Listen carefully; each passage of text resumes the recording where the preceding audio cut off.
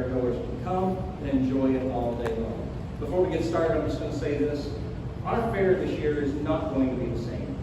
We aren't able to have running water in this building, but thanks to the Ohio Commission and the Ohio Expo Commission and the Ohio Facilities Construction Commission, we've been given permission to at least have our exhibit in here, and we've got some prepackaged food items back there that represent our dairy industry: ice cream, Swiss cheese, and rye with butter sandwiches, as well as milks and some water for those folks who need water. But that's our limitations this year, but we're going to make the best of it. And next year is when the excitement will really happen.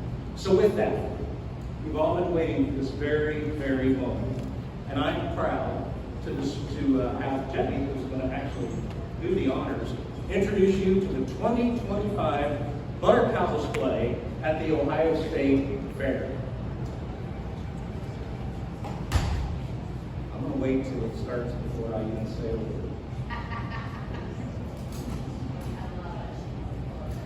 This year's Butter Sculpture recognizes all the work that's being done on this particular building, so we ask you to pardon our dust for the year. As this building is being transformed, it'll make a very positive experience for our consumers to come in. And so we're really pleased to be able to acknowledge the historical basis of this dairy products building. You will see some of the images that are over here along the wall that's going to showcase that our butter sculpture is going to be moving next year. We're going to be able to have a brand new kitchen.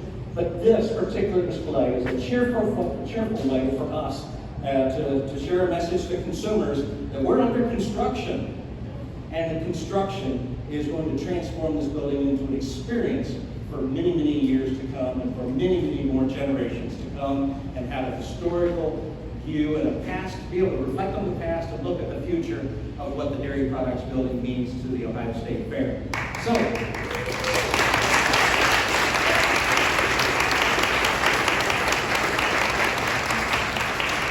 many of you over here can't even begin to see what's over, so you'll have a chance after the media gets a chance to really stand in and see everything. But along with our traditional butter cow and calf, which by the way are wearing hard hats, the display features butter sculptures with 3 construction workers.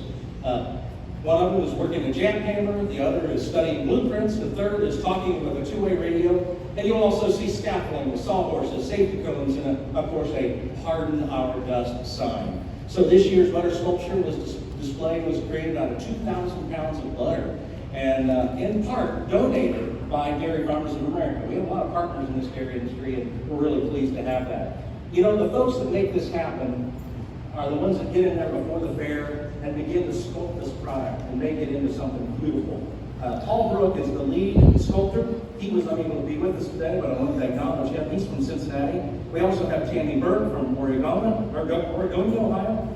Aaron Byron from Columbus, and Matt Davidson, actually a dairy farmer from Sydney, Ohio, who did the cow herself, and he does a beautiful job with her. And then Joe Metzler from Hamilton and Gabrielle Schmidt of Akron.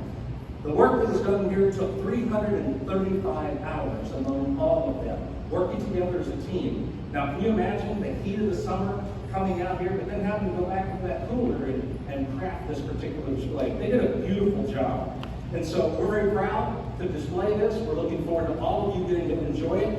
I've got a few folks that I want to recognize before I move any farther. Now that you know that this is a construction theme, we'd like you to meet some key people, and I'm going to have some of our team members I'm going to call upon just to raise your hand and be acknowledged. Let's talk about the key players in the entire fairgrounds transformation, and that is Turner Construction, Hill International, Wellegy, and of course the Ohio Facilities Construction Commission. But I would be remiss if I didn't give credit to the man that Jenny and I spoke with 2 years ago, letting him know what our thoughts were about the future of the dairy products building. That's Governor DeWine. Governor DeWine and his wife Fran had a listening ear. We were able to share with them the challenges that we faced in this building. And folks, I've been here 41 years running this organization, and this will be my 42nd fair. When I first came here 41 years ago, right out of college, a 22-year-old young man, and I had this facility to work with, we were sweating bullets trying to get the fair off. We were dealing with the heat, and every year I've asked for the transformation of this building. We never got it done. But this year, Fran and Governor DeWine had a conversation with us. Then they met with the legislature.